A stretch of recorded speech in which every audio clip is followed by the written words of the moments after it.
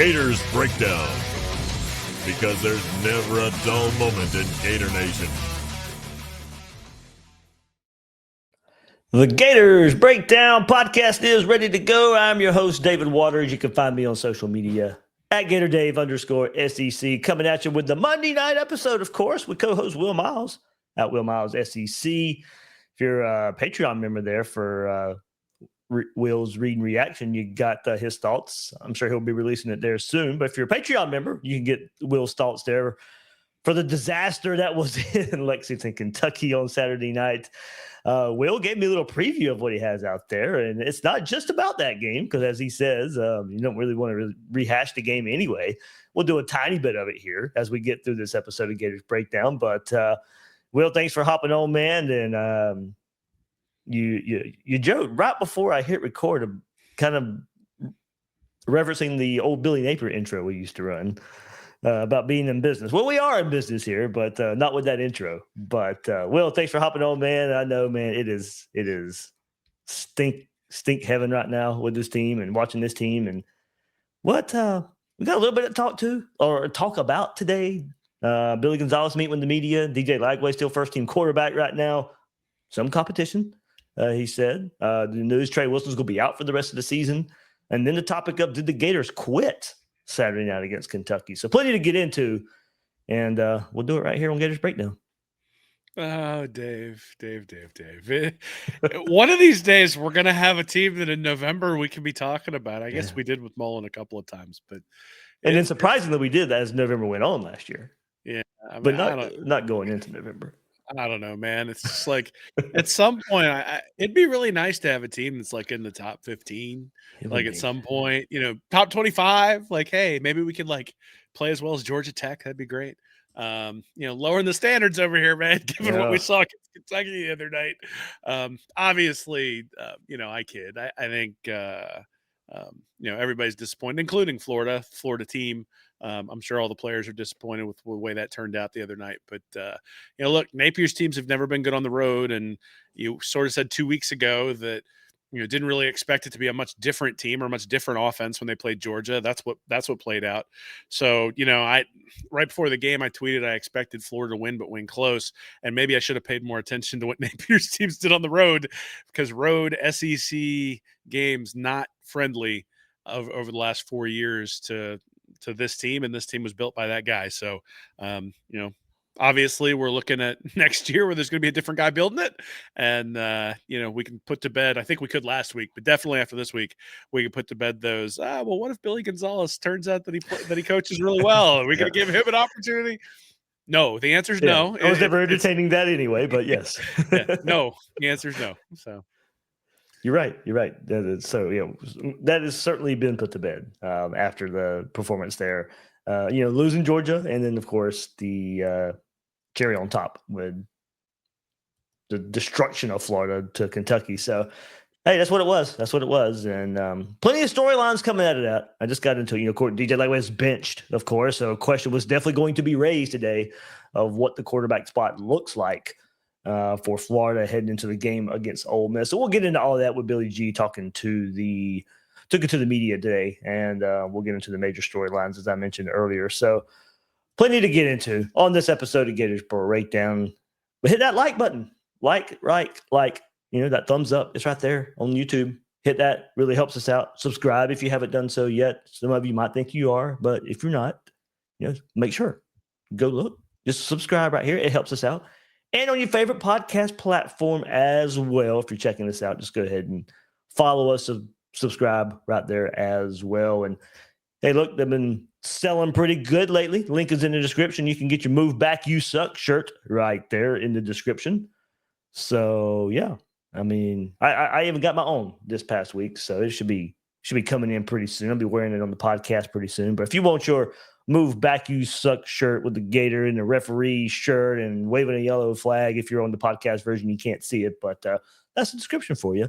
You can get it right there with the link in the description, and join Gators Breakdown Plus. The link is in the description, or go to gatorsbreakdownplus.com. Starting at $3 a month, you get access to the Discord, That's really, really popping right now, of course, and all the coaching talk out there.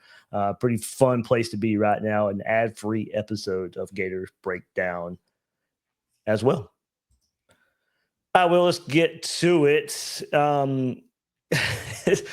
Football is a weird game, my friend. And there was a lot to like about DJ Lagway coming into this season and what he showed us last season. And then for us to be hopeful with what he showed us to be a special quarterback. Well, the exact opposite has happened. And for whatever reason you want to give, he has regressed. His fault, not his fault. It doesn't really matter because Florida's not getting winning quarterback play, as the season goes along right now. And Billy Gonzalez benched DJ Lagway at halftime of the 38-7 loss to Kentucky, replacing him with freshman Tramel Jones. Lagway 11-19 for 83 yards and a touchdown, 3 interceptions.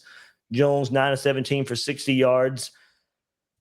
So is asked about, of course, the quarterback situation as Gators start practice this week. And Billy Gonzalez used a Major League Baseball analogy to explain his rationale for the move, Will. Quote, if a pitcher's struggling in the major leagues, what do? You get the next guy in, right? That's what Billy Gonzalez said today. Doesn't mean that he's not a great pitcher, just means that it wasn't his day. For some reason or another, it wasn't breaking. For some reason or another, he didn't have the day he wanted to have. So I'll lead it with that, and let's hear from Billy Gonzalez on the discussion of this with Lagway and more. I talked to him about that. I said, so you're a great player, but I'm not going to let somebody just continue to struggle. I wanted to bring you out and let you refocus, let you gather, let you learn, and hopefully it's a learning experience that's going to make you better this week when we prepare for Ole Miss. I did ask him, I said, some of the things, what do you think you need to improve on? And he said, just being able to make those great decisions. And he said, I understand it's all performance-based, and it all begins with me at the quarterback position. And I stopped him. I said, whoa. Here's the one thing I don't want you to I don't ever want you to say that, that it all begins with me. Because it doesn't. It all begins with the coaching staff. It begins with us as an offensive staff to be able to put him in that position. I don't want you to think that it all begins with you and that you got the weight of the world on your shoulders. I don't want that. I need you to go out there and relax. I need you to go out there and play and be focused. And he said, well, my decision-making there's going to be decisions where you're either going to tuck it or drop the ball or throw it away or check it down. But I said, what makes you unique, I don't want you to lose that piece either, because that keeps you sharp. You've extended so many plays since you've been here, and that's what makes you great. So don't lose that edge of saying, I've got to just be a robot and get the ball. No, I want you to be aggressive. I want you, yes, to take those chances. But, yeah, do we need to home in on making the decision to the right time to check it down? Absolutely. But I told him, I want you to relax. The weight of the world's not on you. That's on us as a staff to make sure that we can to alleviate that so you can play fast and have that confidence. All right, so Gonzalez followed that up with Lagway would be taking the first team reps today as the first practice of this week, but did say, quote, but again, competition is great for everybody. So, Will, a couple ways to look at this, and this is what I figured would happen and what probably should happen, to see if there's still something there with Lagway. I think he should start this week. We'll see where it goes from there. But with this move, let him taste his own blood. He was benched, so let him taste his own blood and pair it with the extreme of, yes, you can be benched. Let's see how he responds. I'm not too confident based off of what we've seen so far this season, and and I fight the notion of that comparison to a major league pitcher, that it wasn't just his day, because we've seen enough this year where it wasn't just one day. This bad day has been a trend. We had the Texas game, and that's about it. And so we've debated about why it doesn't look good. And you heard Billy Gonzalez mention it as well. The conversation there with DJ Lagway about, just how much he's putting on himself and all that, and how he needs to play and everything he needs to get better at. I do think there's some value in trying to let him work his way out of it, due to all the time missed. But it's obvious it isn't getting him closer to playing winning football. So, no, this just wasn't just a bad day. But I do like that it can be some kind of reset for him. Well, I think there's a few things here, right? So Lagway had probably his worst day at Florida And that's saying a lot considering some of the days he's had. I mean, the LSU game in particular, I think this one was worse. A QB rating of 80.4, yards above replacement, my stat, negative 2.08. But the problem is that Tramel Jones behind him, QB rating of 82.6, yards above replacement for him, negative 4.15. So, you know, there isn't an option, right? In terms of like throwing a true freshman out there to the Wolves isn't necessarily going to do you a whole lot of good either. You know, I said it last week. I'll say it again. I went back and ran the stats now through Kentucky. QB rating this year of 125.0. Austin Appleby 2016 128. Yards per attempt for Appleby 6.9. Yards per attempt for Lagway 6.7. We're getting Austin Appleby 2016. Our friend Bill And Sykes came on the chat last night and gave everybody a preview of that as well. yeah, I mean that's where he is. Now, here's the problem, right? And this is something that I haven't heard anybody say. I had it in my post-game article, like you said. It's over on Patreon if you want to check it out now. It'll be up tomorrow morning for free on the site. But what I don't know is I don't know what the NIL deal that Florida has with Lagway is.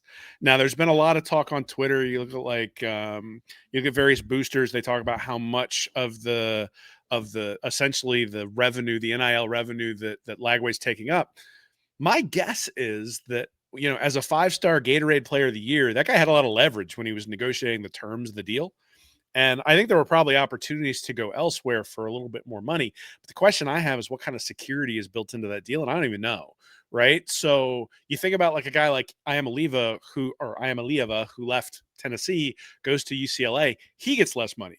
But Nico had played way better than Lagway has this year when he moved. So there's like no NIL command for him to go anywhere else, right? Like no one's dropping millions of dollars to get this. Perfectly stated. A conversation I had today. It's funny because you didn't even know about the conversation. Went in this general direction right here, and I think you're right in a lot of ways. You know, if he goes anywhere else, you're not going to be able to command as much. You've already got deals in place because of what you've accumulated here at Florida through Florida Victorious and the deals that's already out there. I don't know if there's any value if you go anywhere else. This is the Mike Trout problem, right? So Trout was the best player in baseball for like a decade. Then the Angels signed him for like a 10-year, $400 million deal. And all of a sudden, Trout's performance starts going down, which is what happens when baseball players turn 31, 32, 33, right? So expected, but I think his injuries and other things have driven his performance down further than people anticipated. The issue is, like, I'm not mad at Trout. The issue is that the Angels have $400 million occupied in a player who's really not giving them even replacement level value. And that's going to be the thing that I think any new coach is going to have to deal with if Lagway can't get this turned around, is that you now have a guy who's being paid like a starting quarterback, but you have to go find a replacement at that position in order to fill the gap. This is why people get excited about a guy like Lane Kiffin, right? Because he had Austin Simmons on his roster, but then he had Trinidad Chambliss behind him and was able to identify a guy from a lower division school, bring him in and have him play well. Honestly, that's what Florida's going to have to do if they don't go with Lagway in the future. And so, you know, the idea that you can just go to Tramel Jones and say, we'll put this guy on the bench. It's not like you're just out of scholarship, right? Like you're, right. And granted, I mean, I suppose there's a little bit of stuff here, right? Because you could theoretically sequester somebody to the bench, which would harm their chances to go to the NFL, which would like sort of force their hand to transfer and all sorts of different stuff. But again, I think there is the reality of NIL is that the goal for most contracts for like 5-star guys is to incentivize them to stay. I'm not sure you build mechanisms into that to actually incentivize them to leave, right? And so you're on the hook for whatever that amount of money is moving forward if Lagway decides that Florida's where he wants to be. And I mean, he's made that pretty clear. And look, I mean, I want the guy to succeed. Mm-hmm. Like, not like I feel like he's a disingenuous Florida Gator. Like I don't feel like he's staying here for the money or anything like that. Same. But the reality is that, you know, if your NIL budget is $20 million and you got somebody taking up 3 or 4 of that who's not producing, that means you got to come up with $3 or $4 million someplace else, right, to make up for it, just to be at level set with everybody else who's out there. And so that's really the complication here. Is it's not just that Lagway has been bad. If this was, you know, Clay Millen who they'd brought in as a transfer and he was playing poorly, you'd be like, okay, that's an easy replacement, right? Like you're not financially committed to that person. I think Florida is financially committed to Lagway. And honestly, this is why I never thought Napier was going to get fired this year. Like it had to go really, really south, and honestly had to go south with Lagway for Napier to get fired, because the assumption was always that you kind of had to keep Napier for 2 years because you had Lagway for 2 more years. But it's ironic that now, 9 games into the season, and they're going, is there an escape clause here? Like, how do we get? Again, I don't know what the contract says. I'm not sure anybody does. But I don't have a lot of confidence that Florida wrote the contract in a way that is beneficial to the program, given that Billy Napier had no offset language and that someone decided to offer Jaden Rashada God knows how much money to commit. Like, there have been enough snafus with NIL and contracts recently to make me doubt whether Florida has protections on this one. Yeah, I would imagine there could probably be some restructuring as far as the performance angle of this goes and how much you want him to be taking up that.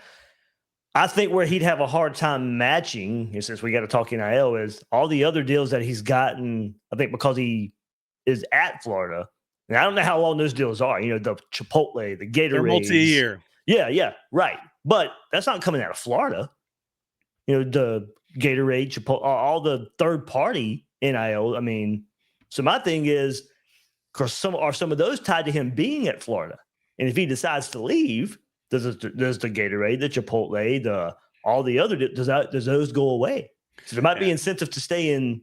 Well, again, if he wants to stay and compete for the starting job next year, I don't think anybody has it. Like, I don't have any complaints. In fact, I think there's a much better player in there than what we've seen. And sort of what Gonzalez was saying there is really a quarterback who's completely lost his confidence. Mm-hmm. Like, where he's sitting there going, it's okay, let it rip, be yourself. Like, that's what I tell my 13-year-old, we can't throw a strike, right? Like, it's like, I come out there and I see his eyes and I'm like, all right, he really doesn't need me to light into him right now. Yeah. What he needs is. That's a great point. I'm ready to give up on Lagway this year.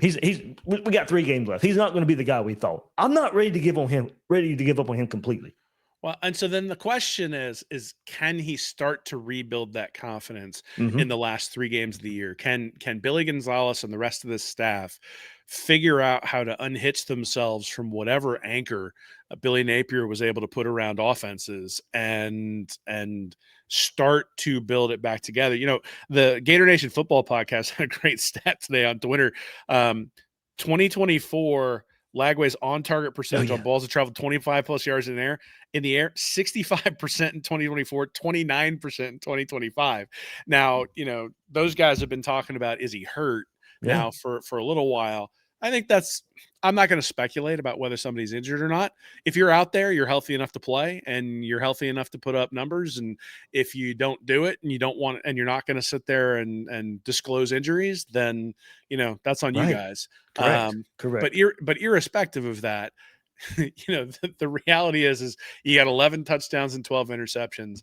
I'm comparing you to Austin Appleby, and I'm wondering, how do I get out of this contract? And so that says a lot about where we are. And again, I think there's still a really good quarterback in there. Yeah. I mean, I saw it last year. Like, if he was just replicating what he did last year, like zero advantage, like zero advancement, like no steps forward. If he was just replicating what he did last year, Florida would be like 5-2, or I guess 8.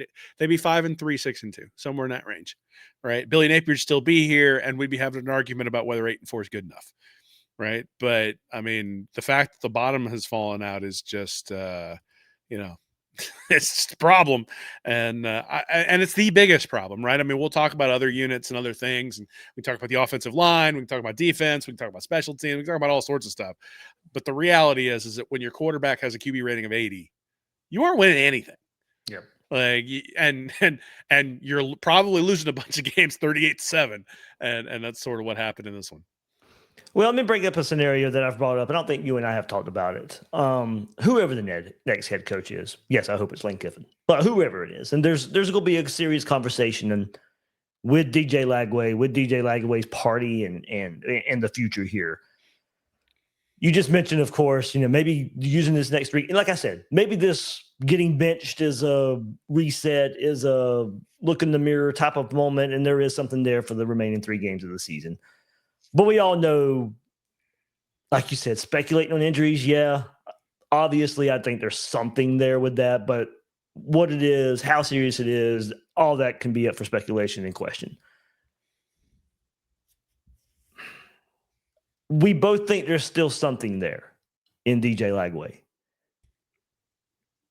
But man, is this going to be another offseason where he doesn't get all the reps he needs? Is this, all right, well, he should have got the surgery, he didn't, but now he's going to this offseason. All right, well, now it's probably maybe missing spring and he gets in the summer, or he's just going to need some more rest and can't put all the reps out there. Maybe he gets some reps, but it's not what he should be able to do if he was 100% A-OK ready to go. It's just like, yeah, we think there might be something there, but what does this offseason look like for him if he's, if injury is still a concern? How many reps is he going to miss? How new is the offense going to be that he would need to play in, and whatever new style the new coach brings in? There's still going to be a lot of questions, and maybe missing very important reps to get back to a safe space where he can actually play up to his ability. So, I mean, here's where I think the contract maybe then helps Florida in some capacity, is that if Lagway is tied to Florida because the financial incentives don't make sense for him to leave, that also means that you are not tied to leaving him as the sole option, right? So bringing in competition, whether it's opening up the job to the guys who are already on the roster, whether it's bringing in transfer guys through the portal, whether it's bringing in some high school recruit who's going to compete, whatever that is. Like, the camp can say we're going to stay, but they can't say you can't have somebody compete with us, because the reality is like maybe a year or two ago you couldn't do that, because if you did, you'd anger somebody and they'd look someplace else. You can do that now because there's nowhere else to go, right? And if Lagway wins the job fair and square, awesome. Because I think Lagway winning a job, being ready to go, can be a really good player for Florida. And if somebody like Kiffin comes in and Lagway wins the job, I think we'd be pretty confident that he's going to be successful, or at least be much better than he has been this year. Now, the question I think Lagway's camp needs to answer is, I mean, this for themselves, not publicly, but the thing they need to answer is, if there is something wrong physically, is there value to shutting it down now and making sure you get reps during the offseason? But part of the problem is that, and Jordan Rodgers pointed out during the broadcast, is that, he was missing reads that are like high school reads. Right. Like, I mean, and people will, I got shouted out today, well, he's injured, he missed all these reps. I was like, that is not everything. That is not everything that we see of the struggles. So there's a confidence component. There's certainly a reps component. There's not a wide receiver on the roster right now who has the ability to like make significant separation. But look, you go watch an offense that's really well oiled and the quarterback's playing well and seeing the field really well. He's hitting guys in stride who are wide open. One of the things about college football is, because you've got the wide hash marks, that if the coach is doing his job, there will be a guy open on every single play. It's just the quarterback's job to figure out where that weakness in the defense is. Now, sometimes the defense will win, right? They'll win up front. They'll be able to get pressure in your face, and that guy doesn't come open.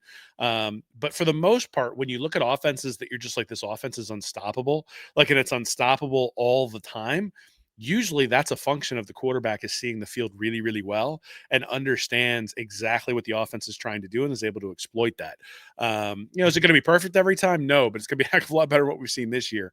And I would even say the same thing for Billy Napier's offense. Like, I don't think that Billy Napier's offense is like this inferior product. I just don't think it's like a differentiator, right? Like, there isn't anything about this offense where you go, oh, that's innovative. And certainly I think some of the play sequencing was something that I know I've been criticizing, and our buddy Bud Davis has been criticizing as well.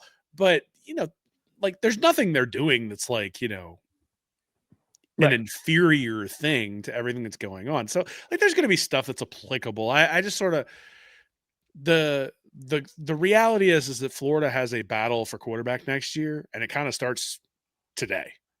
Right? Like if Tramel Jones wants to be the starter next year, like, he's got an open path to it, right? If you go win the job during practice, or if Lagway struggles and you go out and you play really well in the games against Ole Miss and Tennessee and Florida State, look, you've got a leg up on the job going into spring, going into the fall. But I got something on that. All right. So this is another angle to it all. And I was going to go here next anyway. I think Tramel's going to try and redshirt. He's played in 2 games. There's 3 games left. So Billy G spoke on that angle today because it was brought up as they talked about to Tramel Jones about the red shirt. He goes, quote, I know those discussions have been spoken to with our quarterback's coach, the front office, and his parents, Gonzalez said of Jones. That's definitely something to track and monitor for where we're at. So to me, I think it's already laid out. So we got 1 more game is what you're telling me. 2 more games. He can play in 4. He's played in LIU and he's played in Yeah. But Kentucky. I mean, one more game where it's Lagways. Correct. And then Yes. and then you go Tennessee and FSU for the last 2. You read my mind. That's what I think you do. Don't if that is going to be the plan, don't play him on the road. Don't play him against a team that you probably go lose to anyway. Maybe even get slaughtered this week. Like when you go to Oxford and play Ole Miss, give him the benefit of playing at home against Tennessee, playing at home against FSU. And if Lagway stinks this coming up Saturday, Aiden Warner, Harrison Bailey time, we'll see. But if the plan is for Tramel to redshirt and no fault and no issue with him doing that, then give him the Tennessee and FSU games where he's at home. It's friendlier confines. The crowd will be better for him. All that comes into the math problem there. But obviously, I was going to bring it up anyway. That was an angle I was going to go to tonight. I'm glad it was brought up in the press conference because it has been talked about. And I think since it has been talked about and kind of, I think, read between the lines there a little bit, which I hate to do, but I think you can read between the lines in there a bit. I think that's going to be part of the plan moving forward. So it may not be the way we just laid it out where it's not Ole Miss. He may not play against Tennessee. He may not play against FSU. But that would be the way I would do it if that is the plan.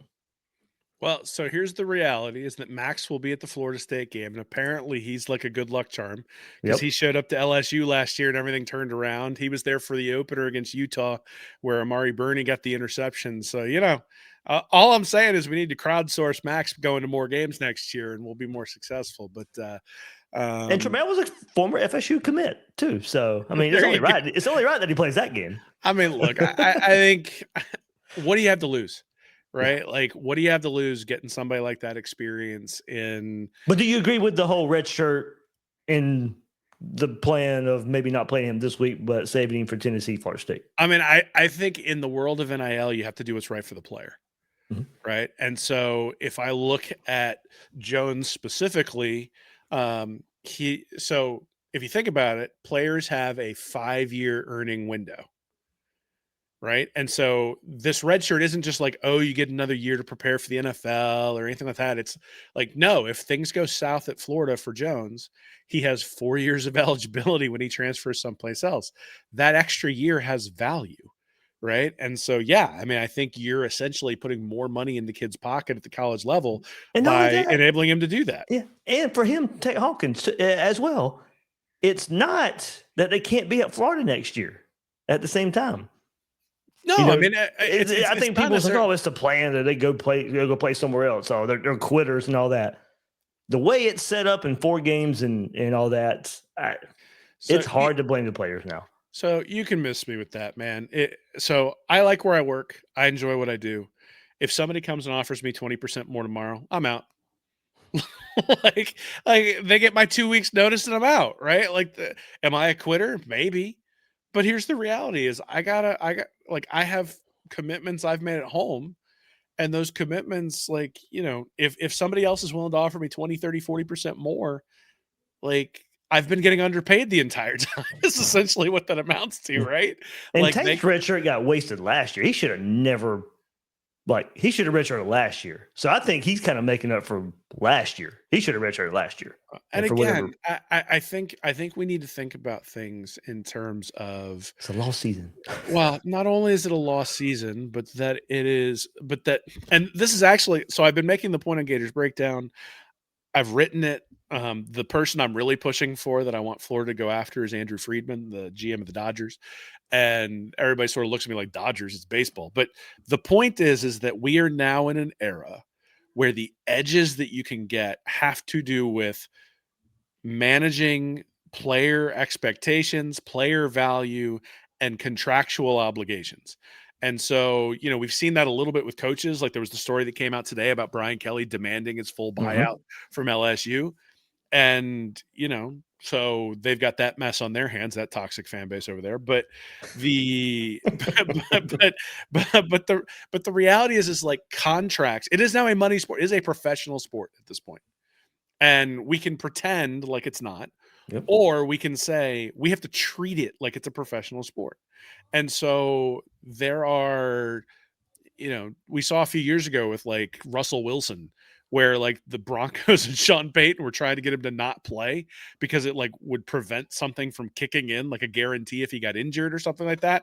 And actually turned into like a grievance between the players union and the Broncos and Sean Payton, because you're not allowed to do that in the NFL because there's stuff that's collectively bargained. I think these stories get around, right? Like if you treat a player at this point in a way that impacts his earning potential, these guys all know each other. That will get around. And so as a program, I think right now, especially, you've either got to be the biggest bidder in the room, or you have to be extraordinarily player friendly and player conscious, because the players have the power when it comes to where are they going to go. And so, I'll welcome these guys back with open arms next year, assuming that they're going to work hard for the staff that's in there next year. I think they need to look out for number one when it comes. I mean, this is a sport that's violent, right? I mean, Marcus Lattimore jumps to mind every time anybody gets bitchy about somebody, about somebody quitting. I'm like, that guy cost himself millions and millions of dollars because he played in college football in an environment where basically all you got was a scholarship and a couple $100 and a handshake. And, and then ends up getting drafted, but doesn't do anything in the NFL because it turns out that football's a really dangerous sport and sometimes people get injured. And so to put yourself at risk of injuring just for some grandiose, just grandiose ideas of loyalty, I think that's misguided. And, here you go. You can get the comment here. So I've worked for over 60 years. Let me tell you now, if a company wants to be loyal, they need to be able to afford it. Yeah. Look, I mean, my company pays me to show up to work tomorrow. And if they stop paying me, I'm not going to show up anymore. And likewise, if I don't show up, they're going to stop paying me. Like that's the agreement, right? Now that maybe is the argument that you could have, is that if you're not going to show up and play, then should the company quote unquote pay you? I'm sympathetic to that in some capacity, right? Like an NFL player can't just show up and go, yeah, I'm not playing.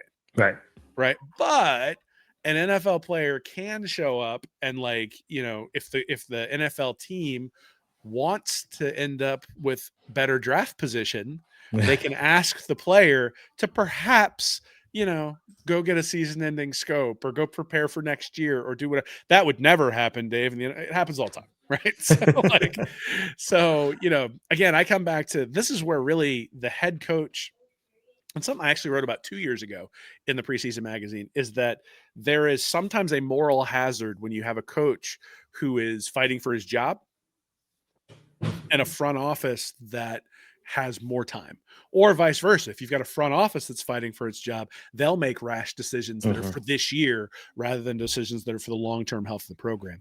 And that's why I'm advocating for somebody like Friedman or someone who's going to be focused on that sort of stuff to really be in charge, and then have an X's and O's guys on the field, an X's and O's guy on the field, because I think that you need to separate out those entities, because you need someone looking out for the long-term health of your program. And that's doubly true in a situation right now where you've got a staff that's lame ducks, right? It's one of the reasons why I think having Billy Gonzalez as the interim makes so much sense, is that he's somebody who does care about the program, and I think will do right by the players, irrespective of what that means for him moving forward, because I think he loves the players and he wants to see them succeed. Good stuff right there. Talking quarterback, NIL, all that stuff that comes into it. We're right here with DJ Lagway. So who knew we needed an economics degree to cover college football? Oh man, tell me about it. Oh, good stuff right there. Good stuff. We got even more to talk about. Trey Wilson out for the season, and kind of going some of this too. Did the Gators quit? Billy G's talked about it. We'll go back to some player comments about that as well. But before we do, Of course, we got to talk about some sports betting here. And Will, what do you think? Florida 16 point underdogs to Ole Miss right there at my bookie. The over-under is 54. Does Ole Miss put that 54 up themselves? I think it's a question a lot of people are going to ask. The line has jumped about 3 points, though, by the way. It started out about 13 and a half. Now it's at 16 right there at my bookie. So what do you think, Will? Is that I think that's good. I think that's about where it should be. I mean, we just got waxed by 31 by Kentucky on the road. Yeah.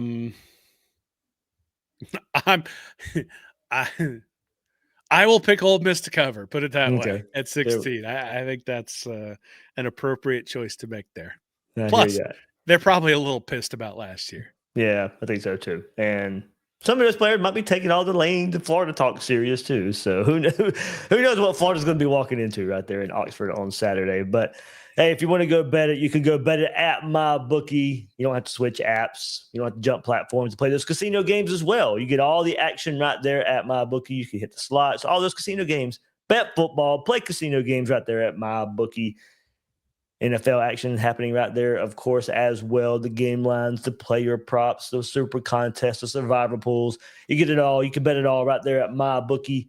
If you're new to MyBookie, use our promo code Gators, and your first bet up to $500 is fully covered with a bet back bonus. If your play doesn't hit, you get it right back.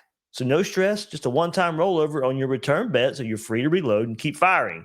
So sign up at mybookie.ag with promo code Gators and claim your bet back bonus. We'll get the unfortunate news that Trey Wilson is out for the season. Late last week, of course, Florida putting out the injury report for a conference game, and we see Trey Wilson on the injury report, and he's not going to play. Billy G did say today, quote, Eugene is going to have surgery on Wednesday. He'll have an ankle surgery. He had a high ankle sprain. He's going to have tightrope procedure to give him the best opportunity to get back for himself and ready for spring ball. He's a tough son of a gun. He got hurt during the Georgia game, pushed through it, came back in the second half, and just battled. And talking to the training staff, they said, I've not seen a lot of people be able to do what he did, be able to come back and play that second half with the injury that he had. So we're going to get it cleaned up, and he'll have surgery on Wednesday. So Will kind of just goes to Trey Wilson. You saw it after the Georgia game was emotional. Now this might be playing into that. What we saw as pure emotion from Trey Wilson out there. This injury, playing through an injury, coulda, shoulda, woulda. Beat Georgia, fall short. Trey Wilson giving it his all right there, and yeah, I see the talk. Oh, he's just opting out. If Florida was better, he'd be playing. No, I think what Billy G's saying, kind of what we saw after the Georgia game. Trey Wilson, certainly, I'm not questioning his desire to go out there and play for the orange and blue. So we'll sideline him for the rest of the year.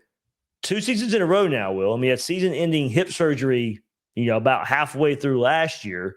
He redshirted after 4 games played. So, of course, this is just coming off. He's been invisible for most of the season. Against Georgia a couple games ago, 9 catches, 121 yards, 40-yard touchdown. It was his first start since the Miami game. He had, been in some games, but no catches to his name, really. Has a bye week. Coaching change. Trey Wilson gets involved in the offense, and then now, unfortunately, back in the surgery room. Yeah, it's interesting. If you'd have told me that he had 27 catches, I would have said no. No. Now, granted, 9 of those versus Georgia, yeah. 9 of them came against Georgia, but hey, that's the important one anyway. Yeah, that's the one you definitely wanted, and I wanted for you. But I mean, look, it's been a disappointing last couple of years, no doubt about it, right? You come out as a true freshman, 61 catches, 538 yards, and you go, okay, like let's build on that, right? And you always think about that, or at least that's sort of how we always feel. In fact, with Lagway, that's sort of how we felt, right? Is that, hey, we've seen this baseline. Now we're going to build on that. And it turns out football's not always linear. And, it certainly hasn't been linear with Lagway, and it hasn't been linear with Trey Wilson either. Last year, 19 catches, but he only played 4 games. And so, prorate that over a season, he's sitting there in that 60, 65 range again. This year, 8 games, 27 catches. So it's been a pretty significant disappointment, especially when you consider that no Badger, no DK. And there hasn't really been anybody else who's like stepped into that role to take those two. I mean, you can say Vernell Brown Jr. a little bit, or the third a little bit, but not really, right? Like it had, like he has not been. Now, you might be able to say that he's been sort of in a similar position as Trey Wilson, right? That they have very similar skill sets and those sorts of things. But I mean, again, this comes down to the coaching staff using guys in the right way and figuring out how to use both of those guys at the same time because they're your talented guys. I will say that what you just said there, that tightrope procedure is a pretty cool procedure, but that injury is really freaking painful. Yeah. So, that is one where like the next day you're not walking, like you're on crutches. So if he came out and played in the second half after he suffered that high ankle sprain in the first half, that's a man right there coming out and doing that. So, I mean, I think there's been because it was after 4 games last year that the hip surgery happened and because things were starting to fall apart. And I don't think any of us expected Billy Napier to be back after last year,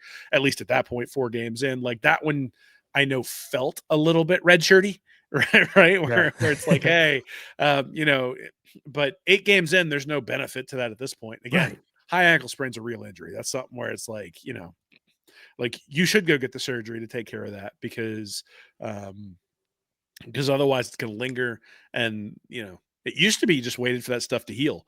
But now that tightrope procedure can have you back in a couple of weeks. I don't think there's any reason to risk coming back quickly like Alabama with Tua a couple of years ago, anything like that. But I think the reality is that, Florida will miss him in some capacity. But, I also think there is truth to the fact that we have realized at this point that Trey Wilson is a solid SEC wide receiver. I don't think he's a game changer. And that's okay. I mean, you need solid SEC receivers. But, the anticipation was that he might be able to go from, 61 catches for 9 yards an attempt to, hey, can we bump that up to 13, 14, 15 yards a catch? And now we're talking about a guy who's like a real downfield threat and those sorts of things. And that just hasn't developed. And I don't know that it will. And I would love to see him in a different offense. Just to see.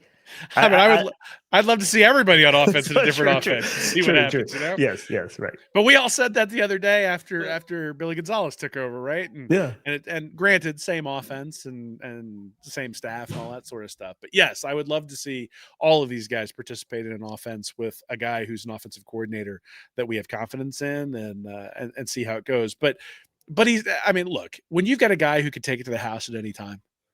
You've got a guy who can take the house at any time, right? I mean, like you said with Badger and DK, even in what we know is now a limited offense, you saw those guys make plays. And like I said, Trey in his freshman year, but like you said, wasn't able to sustain it. We saw Ricky Pearsall do some good things in this offense as well. But, sustainability and just in particular, Trey Wilson, it might just not be a fit for him ultimately. So, we'll see. It'll be a fresh start either way for him if he decides to transfer or stays at Florida and there's a new offense.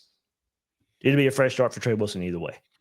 Yeah, I mean, again, I think that I'm not sure there's anybody on the team that's like irreplaceable at this point. Right. Oh yeah. Right? No. And so, but that also doesn't mean that there are like a bunch of bums, right? I think there's people that any new staff is going to come in and go, those are guys we want to keep. And those are guys who are going to help us build what we want to build. And then there are going to be guys that are like, we're okay if they go seek employment someplace else, to use for lack of a better word. I think Trey Wilson is a guy that staffs will come in and say, we'd like to keep that guy. Yeah. But I don't think they'd be like incredibly hard. They wouldn't say that's going to change the direction of the program. Correct. Not having him in there, they would say, we'll have to replace that production. But we should be able to do that. And, that just is what it is. And some of that isn't even necessarily his skill on the field. Some of that is the football season is 12 or 13 games. He's played 12 games the last 2 years. And it turns out that availability is an ability. And for the last couple of years, at least, and even the first year, right? He only played 10 games his freshman season. Yep. And coming into that season, he got pretty much missed most of fall camp that year. Yep. So, being on the field is a skill and I hope he's able to do that because I Yes. think he does have a skill set that one translates to the pros in some capacity, even if it's like as a punt returner or a kick returner. I think he's got some skills that fit within that space. And like you said, put him in a different offense and maybe things look very, very different. So hopefully he's a Gator. Hopefully there's a significantly better offense on the field next year, and he's a big part of it. Yeah, I hope we have not seen. I hope the Georgia game is not the last time we've seen him in a Gator uniform. I really don't. I like Trey Wilson. I certainly would love to see him continue in the orange and blue. All right, let's get to it. And Will, a popular topic coming out of the Kentucky game because it really is the worst game Florida has played all year. 38-7. It's a Kentucky team that is not that good. Credit to them for showing up and playing. They showed up. That place has just not been friendly to Florida in recent years. Kentucky just is ready to play Florida when Florida goes to Lexington, and it showed up once again there Saturday night in a 38-7 loss. So the question a lot is because Florida had not looked like that in quite some time, did the team quit? Now, we know the limitations on offense, and they have been there all season long. A lot of this goes to the defense because they had not played like this all season long. So, of course, Billy Gonzalez was asked about it. Here's what he had to say on the matter. I'll tell you this, that was my main concern. When I came, as soon as I got on the airplane, I watched both sides, offensive and defensively. And then I came back in, when I got home in the morning, I came back in early, watched it again, offensively and defensively, to see if anybody was quitting and to see if anybody was loafing. I didn't see that. And we had a staff meeting, and that was my main question in the staff room, is did anybody quit? In the locker room at halftime? Absolutely no. Was it acceptable that we lost that? No, it wasn't. So what I did, though, is I went to each coach and I asked each coach, did you see anybody that just blatantly quit and gave up? And they said, no, coach. They kept going. And that's what I saw on film. Now, let's get back to, do we need to fix the things? Yeah, we need to fix some things. I think it's a completely different ball game if we do what we're supposed to do to help. It's complementary football, and if you're not playing complementary football, you're not going to be successful. And we talk about that all the time. And so it didn't happen. And it kind of got out of hand early, and they jumped on it. They came second half. They had a long drive and made it put it up 31-7, and we only got the ball 3 times. They did a good job taking care of the ball at that point. They were going to run the ball and try to run the clock out, and they did a good job. Again, we need to be better. We need to get them off the field in third downs, and our players know that. Our coaching staff, Ron talked about that to the team. Said, listen, he goes, maybe I got to do a better job too. I got to obviously put our players in a better position to get off the field when that time comes. So, but again, it all ties in, complementary football. Now, Will, I got some player sound. One is Miles Graham right after the game, and the other is Devin Moore today. So Miles Graham after the game discussed issues on defense after the game, and Devin Moore did offer another angle to it all today. And they weren't specifically asked about quitting like Billy Gonzalez was, but their answers to some of the issues do make it sound like effort was an issue when discussing the performance on defense. Yeah, we just didn't prepare the right way. Throughout the whole week, we didn't prepare the right way, and we got hit in the mouth. So that's what happens in the SEC. And when nobody's going to feel sorry for us, we got to look ourselves in the mirror and we got to do better. We just got hit in the mouth, and that's football. So. When you say you didn't prepare the right way, did you sense it in practice, or was this something that you just kind of sensed when you got on the field? No, it definitely wasn't our best week of practice. I feel like we came out with energy, just the mental part of the game that we messed up, and that's probably the most important part. So it's just truly unacceptable. Yeah, I feel like that definitely wasn't standard. Too many mental errors, too many lack of effort plays. A lot of guys not running to the ball, and just plays we usually make. So it's going to be an emphasis in practice. Every rep we take, just having to tone in on those details, and because you never know when that rep will come alive in the game. I mean, Devin Moore right there said lack of effort. Lack of chasing the ball. I mean, maybe not quitting, but the loafing part of it that Billy G brought up, yeah, that might have certainly been there. Look, you get beat 38-7 in your worst game of the season, and look, I'm not even meaning to pile on the defense like that, but the offense we have seen play games like that before this year. The defense, no, we have not. It just didn't look right, Will. I mean, there were wide open receivers. It seemed like the ball would just float forever in the air from Cutter Boley, and then somehow the ball would be in the air for 15 seconds, it seemed like. And there was still nobody around a wide receiver. Of course, Kentucky just runs all over Florida. It seems like if you play a game in the Bluegrass State, Kentucky's just going to run on Florida. It seems to be a trend now for when Florida goes there. But it was not. You and I have been critical of this defense in critical moments, critical situations, the middle eights, but they have not looked like that for an entire game. The second quarter, of course, the big run by Kentucky. I mean, it was, if it could go wrong, it did go wrong, for the defense. So maybe Kentucky was just on it that night. But hearing what Devin Moore had to say, and then look, quitting doesn't have to be in the game, or luffing around doesn't just have to be in the game. You heard Miles Graham say, yeah, maybe we should have practiced better throughout the week. I mean, so there's two angles right there. I don't mean to try and make controversy or whatever, but it was stark hearing what Billy G had to say and then what the players had to say about it as well. So, Dave, you are making controversy because I'm not generating it, though. It's there. I didn't make all this up. I don't think that they quit. I think we finally saw what they've been all year. Yeah. And so I've been saying this since like week 2, and people have been getting mad at me. They gave up 6 yards per play against USF, 6.1 against LSU, 5.9 against Texas, 6.1 against Texas A&M, 5.9 against Mississippi State, 6.0 against Kentucky. That's all the same number. It is, but Kentucky's offense is nowhere near as good as some of those teams. Well, so you can say that, but again, I'm sitting here saying when you have a bad defense, it's not like it does great against anybody. And I mean, yes, they played decently against Georgia, but still gave up 5.3 yards per play. The only game other than the Sharks where they've played well this year was Miami, where they gave up 4.5 yards per play. But look at this. 6 yards per play ranks 105th in FBS.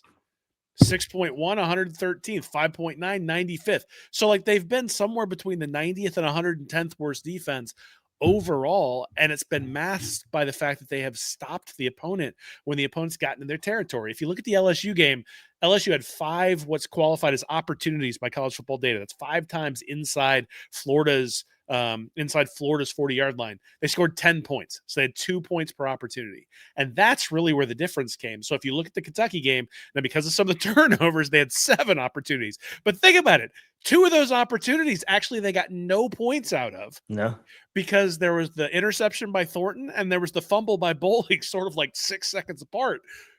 They scored 31 points on their 7 opportunities inside Florida's 40. So they averaged 4.43 points per opportunity.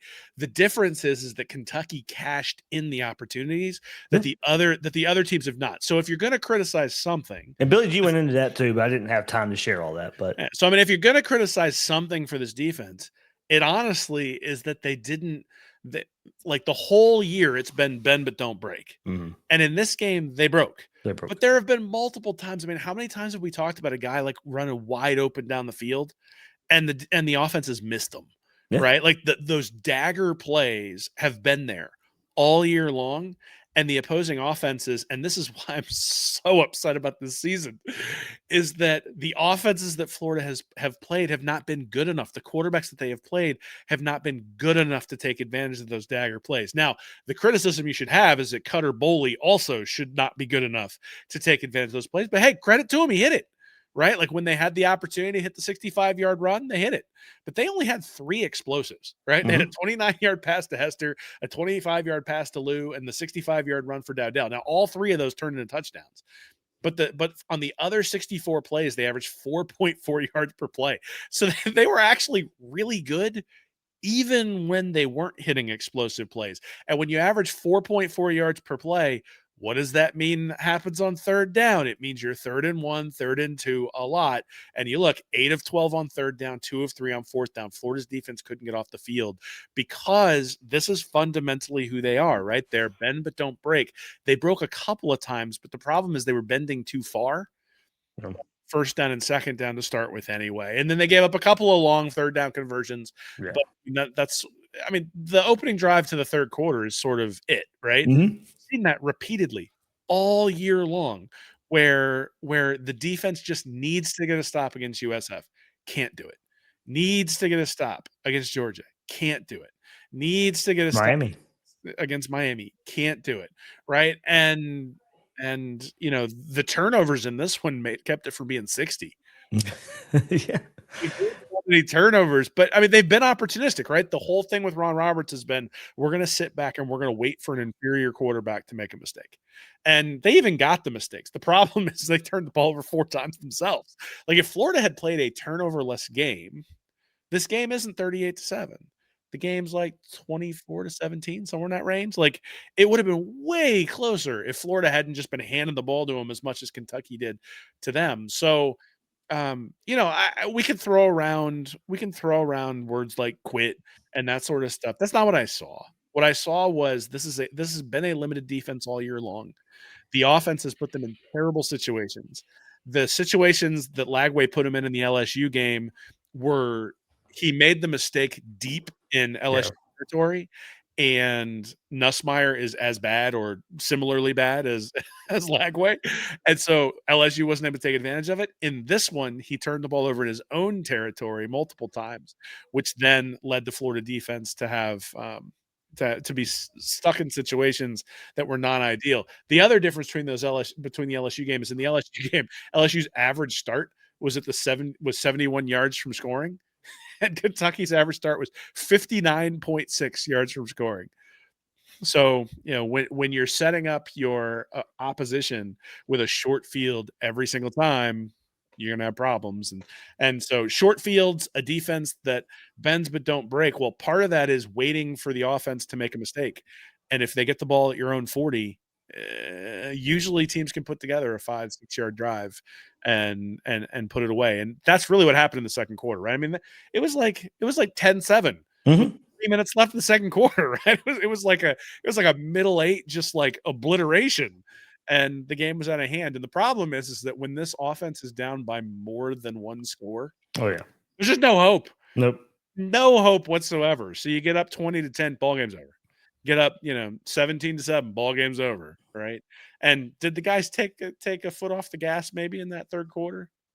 Perhaps. But I mean, it's not like the offense was helping them out. Here's some comments on that. Yep. Not like it was 31-7, and then the offense came roaring back. It's like, oh, if we could have only gotten one stop. Like, nah. Yeah. Casual Carolina Fishing says, I don't think they quit, but how much effort are you giving when you know there's really nothing left to play for? Your coach was fired. You have like a 0.00001% chance at a bowl game. That's pretty high. Yeah. Jordan says, hard to quit on something you didn't sign up for. I feel for the guys. Even the history that wasn't winners was written about great leaders who failed.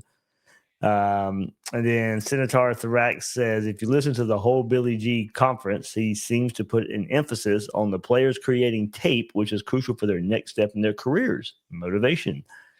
Yeah, I mean, that's going to be part of it too. That's part of the whole transfer, not transfer. Are you quitting, not quitting? I mean, you are still putting stuff on tape here. So hopefully it was just a bad game. I mean, maybe that's all it was, and we'll see a better performance here Saturday. We won't, Dave. Like last week, I remember looking at you incredulously when you were saying Florida had a chance to win against Ole Miss and Tennessee, and I'm like, really? I'm not backing off against that. They had a chance. I mean, they have a chance to make a bowl too. Yeah, and I never said they were going to win those games. Just based off of what we had seen from this team, they have been in every ball game. So why did I think they would be in the ball game against Kentucky? Well, I picked that one to be close too. So but I was taking Ole Miss and the points in this one, regardless of what happened. I was too. And I mean, again, I just look at 6, 6.1, 4.5, 5.9, 6.1, 5.9, 5.3, 6.0. Like they have been above, like they have been bad in. And if you look at EPA per play, which is a different statistic that I think says something underneath, the defense is average, right? Like the last time I saw it, it was a couple of games ago. The last time I saw it, the defense is average. And the problem is when your offense is scoring like 9 points a game, average ain't going to cut it, right? And I've never been a big bend don't break fan. I thought with defense this year, with Banks, who hasn't played, of course, Sapp, who's just been invisible this year, that all right, maybe they had a potential not to be so bend don't break, but no, Well, I mean, bend but don't break works when you've got a lot of havoc.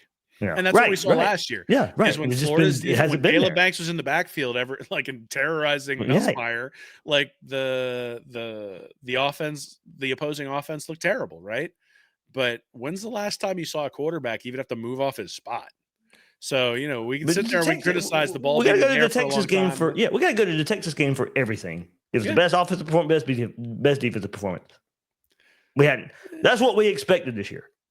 I think they were better against Miami, but that's okay. I'm talking about as far as havoc goes. Yeah, well, that's When we were definitely true. That aspect of it. Like aspects of this team that we thought were going to be there. The Texas game was it. Big plays from the offense and a havoc-filled defense, and we haven't seen them except for that one game. Yeah, well, it's just we're so far away from where I thought we'd be. I I thought we know. were gonna be sitting here 9-3. Instead, we're talking about 3-9. It's like, but so the silver lining in all of this. Well, I guess there's two silver linings. One is that the thing I always thought would keep Kiffin away is that other coaches have been able to win at Florida, and like you don't get a statue for coming in and being like the third guy to do something. But given how miserable things are right now, you do get a statue for turning this thing around. Like if he was just coming in after Muschamp, or if he was just coming in after Muschamp and McElwain, we'd be like, oh, yeah, that's the standard of Florida. Every coach wins. It's easy. We just missed with those two schmucks, Yeah. right? But now that we've hired 4 schmucks in a row, it's like, hey, if And Kiffin comes in the little brief window with Mullen, but yeah, well, we better freaking appreciate it if somebody comes in and wins, right? You're The right. level of appreciation that Lane Kiffin would get if he came in and turned this thing around, compared to even Urban Meyer. Like I can remember when he left, and you had the whole health incident and all that sort of stuff, and then you had a bunch of stuff going on with sort of the guys in the program getting in trouble. There were certainly people who appreciated the Will Muschamp change because it brought a level of accountability to sort of the off-field stuff that wasn't there with Urban Meyer. I can remember that distinctly, right? And the narrative now, and there have been some Ole Miss people saying we fired him, like that obviously wasn't what happened. At the same time, like there were people who were not like heartbroken that Urban Meyer decided to step down, right? I don't think that'll be the case. And in fact, even if you think about Spurrier, like Spurrier basically got to a point where like the expectations that he had created made it a pressure cooker in a way that I don't think he ever really foresaw. He's like, I built this thing, and now you people are criticizing me over 10-2. And so I think there's been Next enough time I see him, or if I can get him on the podcast, I want to ask him about that quote. Do you know? You want to make sure that he's was it something in frustration? He really didn't mean it. Did he really mean it? I mean, was it his way out just to get out of the door and go to the NFL? I mean, I think there might be some ways to look at that. Yeah. Well, irrespective, yeah. I think the reality is that by the time 2000 came around, expectations at Florida were like 10 wins is a failure. I think Urban Meyer even upped that, right? Where it's like, hey, now 13-1 and a loss to Alabama in the SEC championship game, failure, right? I mean, that would have been a playoff team, and damn, would that have been a fun playoff, right? But now there's been enough time in the wilderness for Florida fans, and this year in particular is a year in the wilderness, that I think there's an appreciation for somebody coming in, right? Like if Kiffin could build the program at Ole Miss, like he would be doing something that guarantees him a statue and guarantees him like that's something Nick Saban couldn't do, right? Like Saban was not able to build Michigan State into a team that won the national championship. And so there's an opportunity still for Kiffin to do that. And that's where I think the appeal would lie. But you look at a program like Florida that's so downtrodden. And again, I think turning it around and turning it into a powerhouse, again, sort of puts him in that place where if you've got a big ego, that's where you go. So that's sort of the first silver lining. And then I think the second silver lining is just that, there are I don't know. I think that there are I came into this season expecting Florida to be good, but I also wanted certainty, right? I didn't want us having a 7-5 or an 8-4 season where we were having another Billy Napier just needs one more year discussion. So as bad as it sucks to be sitting here and have the coach fired and just sort of be waiting in limbo for the next guy to come in, at least we're not sitting on the fence. Like we know, right? We got an answer this year to the question. The answer wasn't what we wanted it to be, but at least we got an answer to the question. And you're not passing the test if you're sitting there wondering what the question is. Like, so Florida was 8 and wait, how many games are left? 3? Yeah. So Florida was sitting with 3 losses right now. Right? Yeah, 5, or 6 and 4. I mean, 6 and 3. I mean, I'd be like, okay, but you better win out. But yeah, but there'd still be uncertainty, right? Yeah, there'd still be uncertainty. Exactly what happens. We ended up with 7 and 5. Yeah. Say something about Lagway having a shoulder injury, like with a game to go. Everybody be like, well, the full off season and health and all this sort of stuff. We got a definitive answer. So again, I go back to 2 silver linings. One is I think a season like this actually in a weird way makes the job more attractive to somebody like Kiffin. And I think it makes Florida fans more appreciative of somebody like Kiffin when he comes in. And then I think the second part is that we have real certainty about where the program is and what it needs. And I think that's a positive, not a negative. If I'm going to spin anything positive from losing by 31 to Kentucky, Junior brings up a good point. Thanks, Junior, for the donation here. More and more smoke about Lane. And if you listen to his pressure and actions by not signing, I am optimistic about the next few weeks. Go Gators. I shared the press conference clip there from Lane when he's still propping up blue bloods in a way, Will, of, the big stadium matters, the Heisman's matter, the national championships matter. And, kind of was if you wanted to start making comparisons and pros and cons and all that, when you compare Florida to an Ole Miss, and there was a lot of check boxes, for Florida here. And look, it wasn't a admission, and it wasn't this is why I'm coming to Florida or anything like that. But, him bringing it up, and a lot of people have been debating Florida or LSU and why is Florida better. And, Lane Kiffin was still bringing up the historical markers of why a school like Florida, who has won championships and Heisman's and all that, could still be, proximity to talent was also brought up when he was talking about everything that we would make as a selling point. He also was making as a selling point for schools in that position. So it was pretty interesting. Can you take too much away from it? Absolutely. It's what we've all been doing for the last couple of weeks anyway. But it was noticeable, those aspects that he was bringing up about, maybe thinking about other jobs or, blue bloods and all that kind of stuff. Well, I mean, maybe that's the downside to Florida being as bad as they are. Is as much as we're interested in embracing somebody like Lane, he's probably interested in embracing some dollars that are associated with what's necessary in order to take on a build like what we're seeing here. And I mean, look, Lane Kiffin is going to be the most popular guy in town until he loses to Georgia in his first year. Then all of a sudden, all the people going, I told you, like, what he did at FAU was a mirage, and what he did in Oxford was a mirage. I mean, look, that's just the reality of this profession, right? And like, the other part of it is you can spin that as him like telling a narrative to where, look at all these things that everybody else has that I don't, and by the way, I'm winning here. Right. And to me, that is the fundamental decision here. I mean, there's the family stuff and there's all the other stuff. But I mean, Kiffin's moved around his entire life, right? I don't think he's not sitting here going, oh, now that my kids are in college, I'm going to make sure I don't move around and uproot their lives. He's been uprooting it for his entire career. And honestly, that's what he grew up with, right? Because his dad was a coach. Yeah. I think and nobody gets into this profession and becomes a head coach anywhere without an ego. And if we look, and if we know one thing about Lane Kiffin, that dude has an ego, which is great, right? When everything's going well, right? And you can see the spurrier portion of it where he's trolling us and trolling the Ole Miss fan base and doing all that sort of stuff.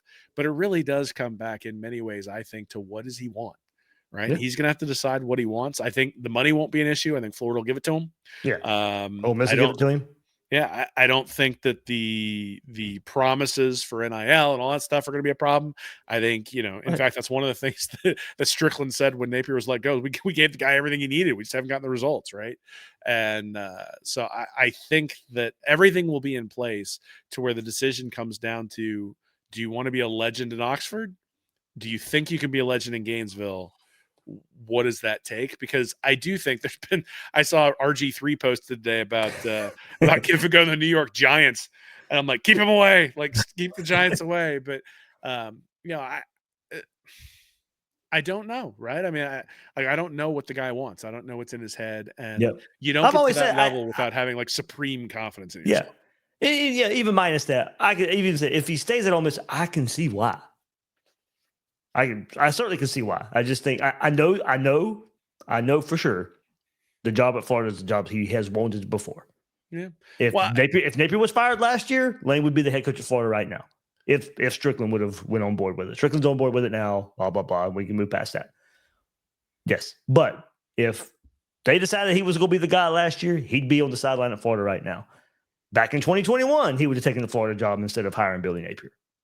So he has wanted the job before. Hopefully, Florida's not too late in this time. But with what he's built at, I said he could be their Spurrier. He could be the guy who is the spark, and they could now be a power for what we think we are right now, for the next 10, 20, 30 years. He could be that guy at Ole Miss. He won't be there all that whole time, but he could, like I said, he could be the spark that kind of sets Ole Miss up for that. But, there are pulls to the state. There are his family history here. I still think there could be a lot of, Steve Spurrier in him and being in the same spot that he was, being in the proximity of talent, having 90,000 fans around you. I mean, the remarks about fans showing up to games and all that stuff, he's been doing that a lot. So it's been noticeable, the things that he said and things that he's noticed, as some of the things that he mentioned today. So there's pull, but I wouldn't blame him if he stayed at Ole Miss. I wouldn't at all. It's just, I do think your ceiling is still higher at Florida. Yeah, I don't think you're winning a title at Ole Miss. I just don't.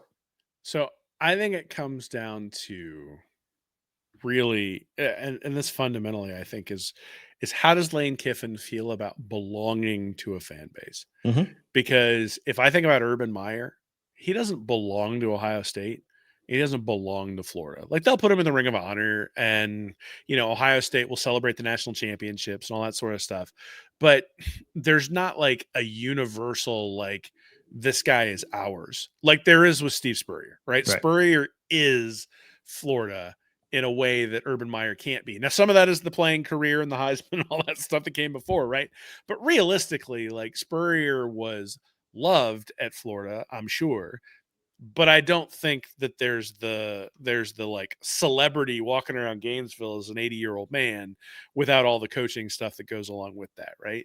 But he's somebody, and Frank Beamer's like this at Virginia Tech, right? Like, he is Virginia Tech. And Bobby Bowden at Florida State, Tom Osborne at Nebraska, that sort of stuff, right? Nick Saban in some ways doesn't have that, right? Like, he spent enough time at Alabama that I think that's where he'll always be associated with. But there's still all that other stuff, the national championship at LSU, the letters in the lockers of the guys at the Dolphins, like that exists. And so to me, that's the question for Lane Kiffin, right? Is he the Frank Beamer of Ole Miss? Is he, does he think he can be essentially the native son of Florida, as Spurrier ages out of that? Like, and is that what he wants? Right. And maybe he's just a mercenary who wants $20 million a year and is going to come to Gainesville and troll us after he wins 11 games, and he's going to go someplace else to make more money. I have no idea. Right. I mean, like, I don't know what's in the guy's head. And I think that this isn't going to come down to a certain amount of money. This isn't going to come down to, facilities or anything like that. It's going to come down to, what does Lane Kiffin want? Yep. And if Lane Kiffin wants Florida, then Florida, I think, is going to give him everything he wants. Yep. Okay. I've said the same thing too. So we're on the same page there. Senator Thorax, he does bring up a good point. I probably should have said it like this too. He does say, I think you can win a title at Ole Miss, but I doubt you can sustain it consistently. It's probably where I would lean as well. I mean, this game, it has changed. I still have to see especially in the playoff. Like, Ole Miss is still not as deep as all these other schools out there. So if he does, that's even more impressive. If you can make it to a title game and win it, because of the way you build a roster to the transfer portal, I don't know if it is sustainable. They have been the best at doing it. They are not an FSU who had a great year doing it and has now just face planted by doing basically the same thing. They have evaluated the transfer portal very well. They've been able to use the transfer portal very well. Is that sustainable? The window's still small. We don't know. What I do know is the best way of still building a roster is through high school recruiting, and you can cherry pick in the transfer portal. I still think that's the best way. Time may tell us if Lane stays at Ole Miss that somebody can do it like this. I don't think there will be many that be able to do it like this, but he may have unlocked it. So I'll give every Gator fan like hives here with what I'm about to say, but can you imagine a scenario where Lane Kiffin stays at Ole Miss and next year is playing in the playoff with DJ Lagway at quarterback? You want to talk about an ultimate troll job? That would be the ultimate of ultimates. Turn down the Florida job, take the quarterback, and then go win it all. Oh man, couple of months ago, I said something along the lines that Nick Knudsen was saying, like, ask me, are we the Cleveland Browns of college football? And I'm like, look, let's not go overboard. But yeah, let's not go that far.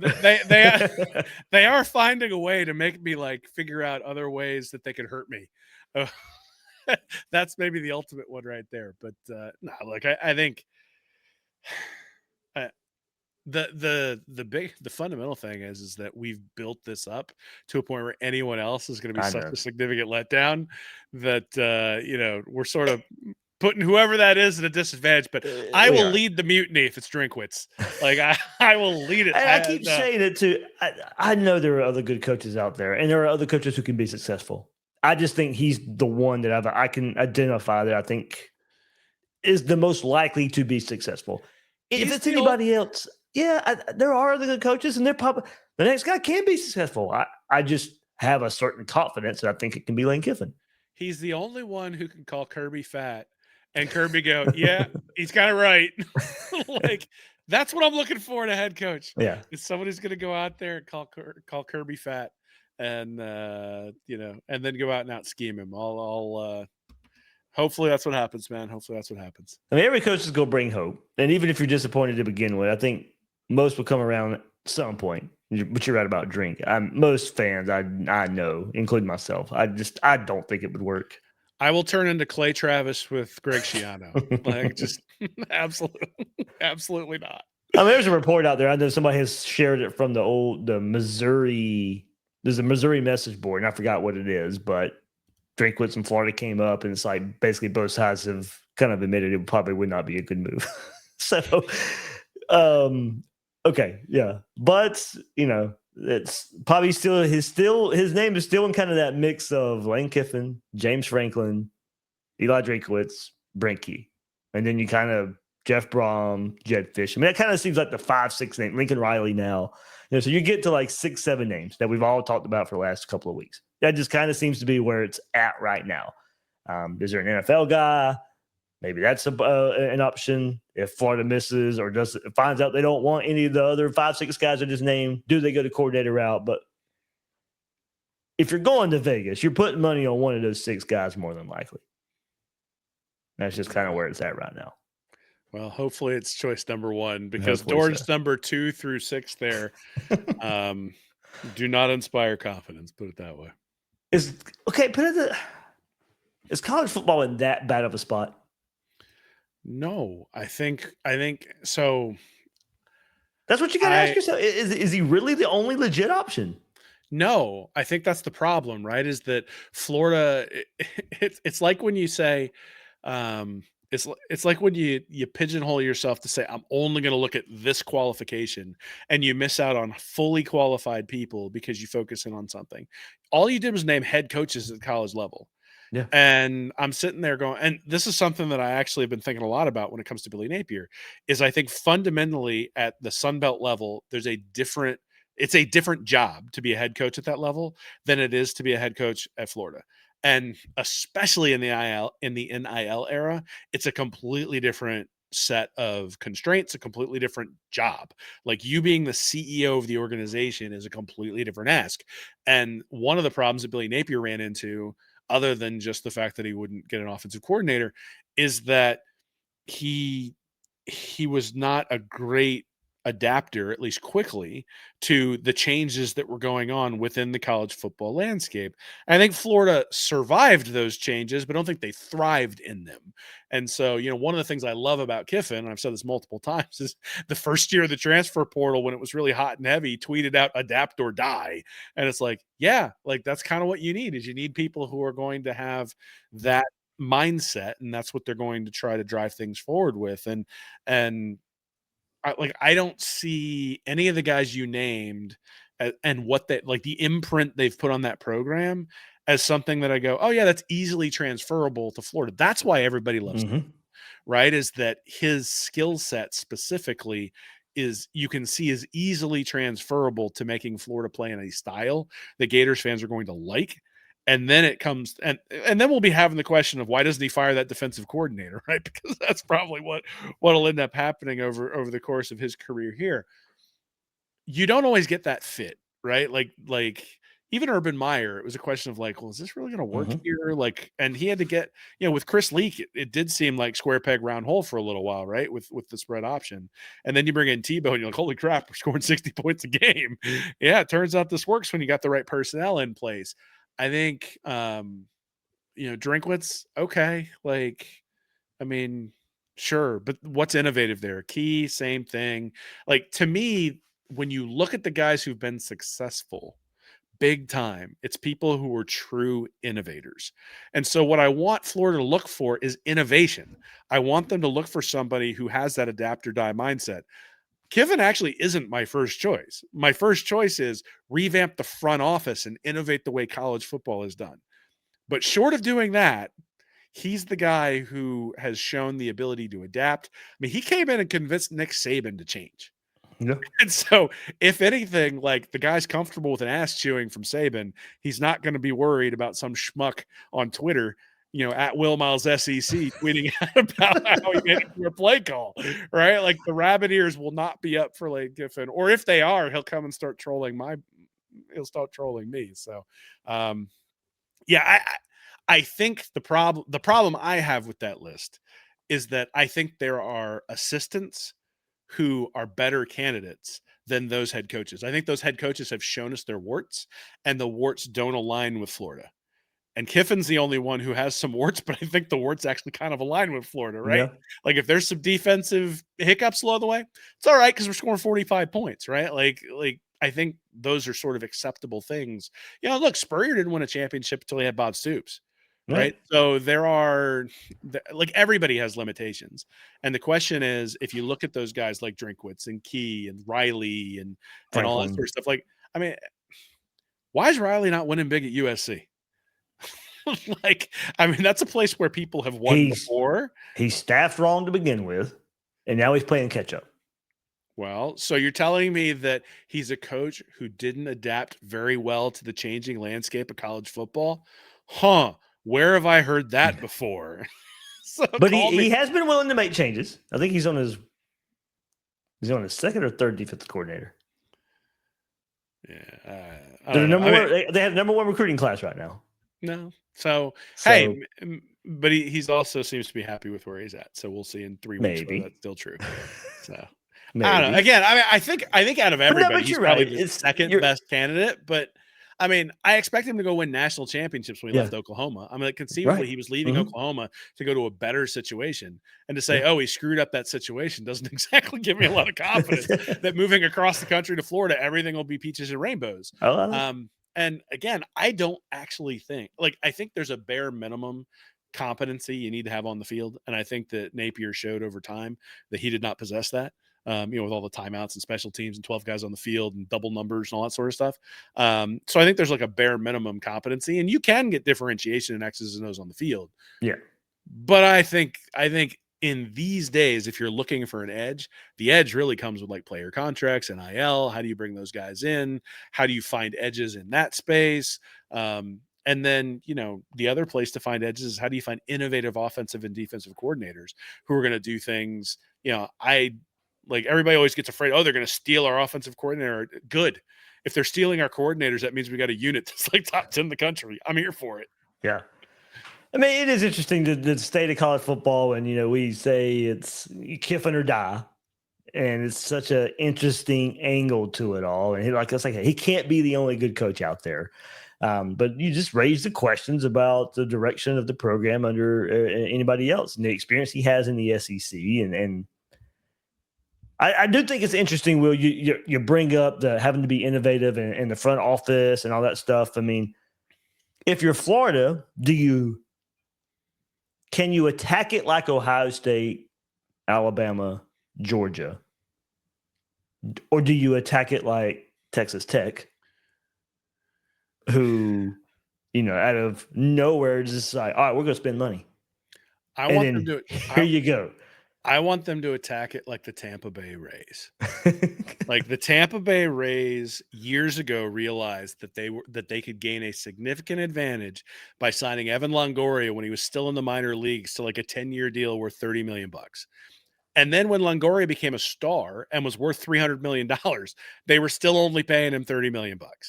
And the only reason the Rays, and then they would trade their guys like the minute they became expensive for prospects, and were able to turn that into pretty consistent winners under Friedman's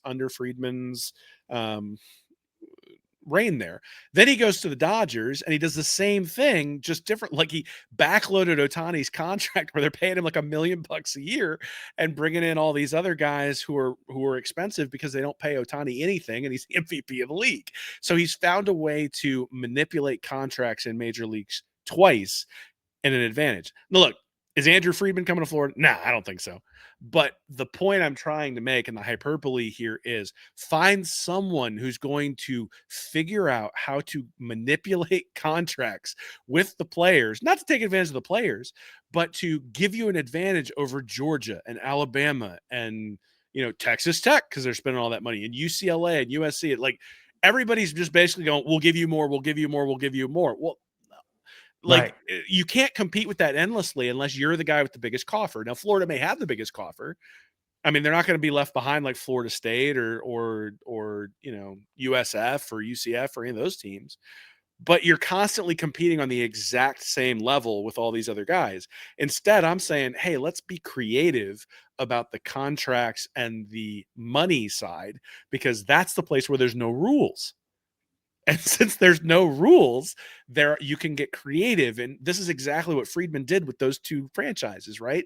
He looked at it and said, I can't compete with the Yankees. I can't compete with the Red Sox playing the way the Yankees and the Red Sox do. And so I'm going to do something unique that gives me the ability to compete with those two teams. And then he goes to the Dodgers and he's got every resource at his disposal. And he doesn't just go, well, now I'm just going to go toe to toe with these other guys.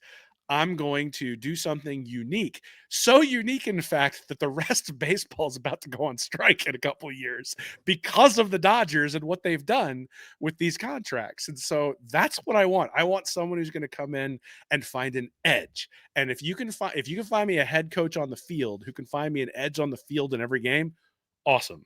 If you can find me a defensive coordinator who can find me an edge in every game, awesome. But if you can find me a front office executive who can find me significant edges, and I think that's where the edges are coming. And look, it might not be Andrew Friedman, but it's going to be someone who figures out how to structure these things in a way that gives their team a structural advantage.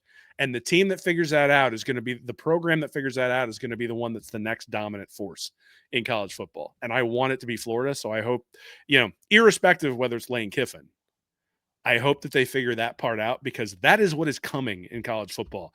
There will be a team that will figure out how to structure everything in a place where they get a strategic advantage, and they're going to be the next dynasty, not the team that recruits like Kirby, because that era is over.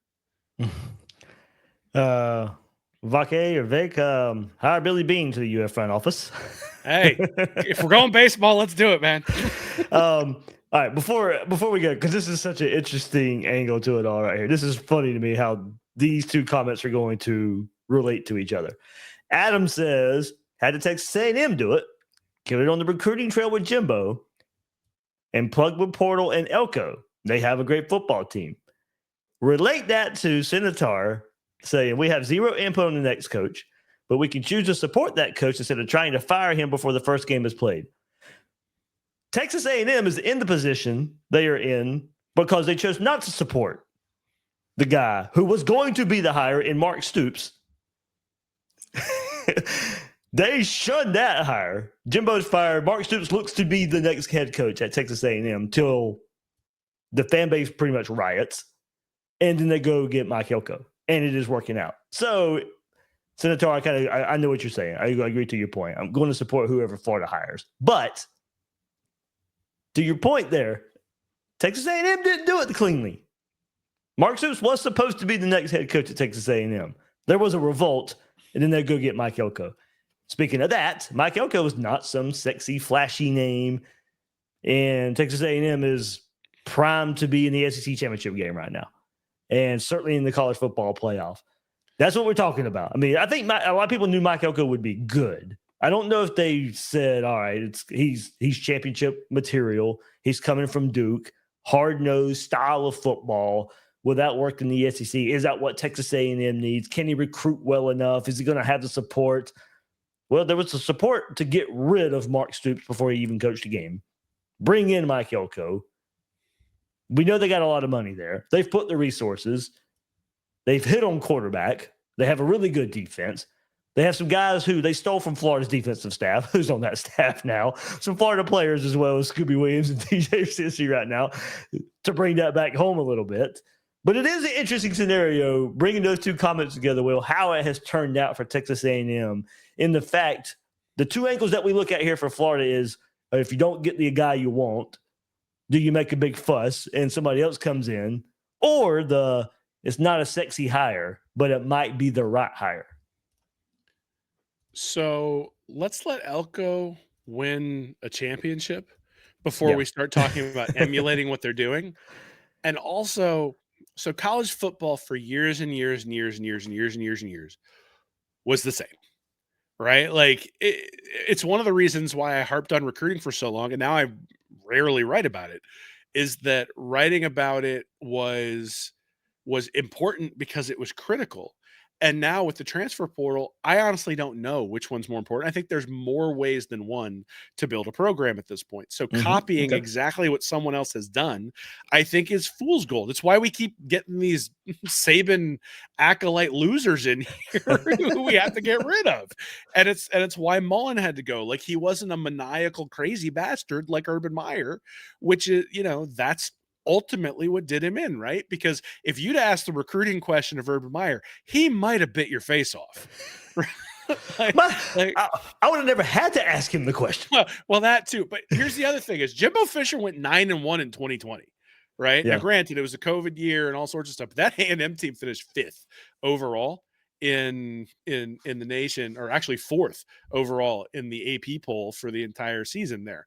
And then they go 8-4 and 5-7, and he's gone. Or actually 5-7 and then 6-4, and he's gone. And they switch over to Elko. So I'm not ready to crown Texas A&M as the national champion because they're 9-0. That team barely escaped Notre Dame, and I don't think Notre Dame is great. I think Notre Dame's okay. I think it's sort of the status of college football too, is I think there's a lot more parity than there has been recently. I think people are attributing that to NIL. Maybe that's true. I think it's just really that you don't have elite quarterbacks at some of these elite schools like you have in the past. But look, they're 9-0. Congratulations. Maybe Elko leads them to national championships. But there's two things there. One is until they win championships, not a championship, like, is that the program you want to be emulating? And then the other part is that if you're emulating a program that's already doing it, you're now playing catch up. Yeah. So stop playing catch up. Figure out where you can find an edge, innovate, and make everybody else try to catch you. That's how you win in college football. And if you go back and look at the history, like Bobby Bowden, like constantly saying, we'll play anybody, anywhere, getting himself on national TV when national TV was not a huge thing for independents. And all of a sudden the recruits were going to Florida State because they knew who Florida State was because they were on TV all the time. Tom Osborne pioneered strength and conditioning in football. Now we've got videos of Jalen Hurts squatting 900 pounds. Back then it was like, oh, we've got to keep our guys limber. We don't want them weightlifting. And Tom Osborne said, I got a bunch of farm boys out here who could lift a bunch of weight. I'm going to put them on the line of scrimmage and we're going to run this option thing and destroy everybody. And then, Spurrier, fun and gun, Urban Meyer with the spread. Kirby really sort of took the Saban thing and on recruiting and turned that into steroids himself. And Saban set up the cover 7 match zone defenses where, you've got the zone man concepts that switch. And that was like a fundamental change to college football. So, every time you look at anybody who's had a big run, there's been an innovation that's been by the side. So to just say, let's replicate Alabama, let's replicate LSU, let's replicate A&M. No, you have to create something at Florida. That's when Florida's been successful. And so I think that's what they need to do here. And maybe Lane Kiffin is that guy to be able to do that. I don't think Drinkwitz is the guy to be able to do that. In fact, I'm almost certain he's not. And it's one of those things where, like, I'd rather see them take a shot at a coordinator and spend on being innovative in the front office than bring in Key and try to mimic what they've done at Georgia Tech. I mean, what's Georgia Tech's record against Georgia? Better than Florida's, I would assume. Well, they should have beat them. They should have beat them last year. Well, we've had a couple of those games for Florida too, right? I was just about to say, very similar to last week for us. So, wow. Anyway, that's my rant. Yeah, they won't do it. It's too high risk. I understand it's different, but you know what? I mean, bringing the spread to the SEC was different. Bringing the fun and gun to the SEC was different. Hiring a guy from Duke, like, I'm not sure Florida would have had the wherewithal to hire a random guy from Duke running the fun and gun. I think the fact that it was Spurrier gave them cover to be able to bring him in. And then all of a sudden they went, whoa, like, this is a lot of fun. And, again, I wasn't around back in 1990 paying attention to the program. I was 9 years old. So, maybe my recollection of that is different, but we'll see. Hopefully the guy they bring in has the ability to innovate. That's all I want. Yeah. And it's funny you bring up, win championships. Like, of course, that's what we all want. Are we in that stage of college football now? Are we back to pre-Saban where it was, a championship here or there, and not the Saban dynasty? Go look at the list of national champions over the last 50 years. Mm-hmm. They run in cycles of about 2 or 3. Right. Every 5-year period, you can usually find, and every 10-year period, definitely, you can find a program that wins 2 or 3. Yeah. And when you look at that program, they have done something innovative. That's it. Yeah. So, that to me is the through line. It's not, oh, you have to recruit at this. Look, I mean, 5 years ago, 10 years ago, you had to recruit at a certain level to win. Like, I still think you have to have the Johnnies, right? You still got to have the guys on the field who can get it done. I think there's multiple ways to get there in a way that you couldn't before. And I think in many ways it's kind of fun, right? Like 10 years ago, you only got to paint with one color. Right. It was only one way. The question was, could you draw a picture as pretty as Nick Saban? And no one could, right? It was all just pencil drawings. Now you've got a whole palette of colors. And so you have different ways to get to that picture. And are you going to be innovative in terms of how you get there? And, NIL is a big part of that, but so is the X's and the O's. So is innovation on the offensive side. So is innovation on the defensive side, right? Like, as often, 10, 15 years ago, the air raid was all over the place. Now you don't see it anywhere because defenses have innovated out of it. What are offenses going to do to take advantage of that now that defenses have forced them back into the 11 and 12 personnel, tight ends, that sort of stuff? So even on the football side, there's space for innovation, but in many ways that's sort of cyclical. And I think you're going to end up with the same thing on the player procurement side, is that the way you procure players there are going to be people who innovate, then there's going to be people who follow, and then those people who innovate are going to say, oh, I need to innovate again. And you'll sort of see this cycle of innovation, and the programs that thrive are going to be the ones that are on the front edge of that cycle, which was really the Rashada thing was like the shot across the bow to me that Florida was behind is not even it wasn't the publicity of it. It wasn't the fact that it fell apart. It wasn't anything like that. It was that they had fundamentally put a value on that kid that was just beyond reasonable. like it was completely indefensible. And you looked at it and went, oh God, they don't understand like how to value a player in this environment. And I'm not saying I have a great a great dollar value in terms of how to do that, but I knew 14 million was not, was not appropriate. And but I would have been wrong with Lagway, right? Like, I mean, I might have said 14 million for Lagway wasn't enough. And turns out Will misses some quite a bit too. So just keep that in mind when you're commenting to me about my Andrew Friedman pipe dreams. You always have Joe Burrow. Oh, well. Hey, and Nussmeier, man. And Nussmeier. Good stuff. Good stuff. I will say that did raise my spirits. So everybody who listens, as I was sitting there, just like, in a ball in the corner, watching Lagway throw another interception, it did warm the cockles of my heart to open up X and see people going, I bet Will's enjoying this LSU game right now. I made sure to tweet out who's thought before the season on at least the same day DJ Lagway and Garrett Nussmeier benched. Yeah, you sent that to me privately, and I wrote back.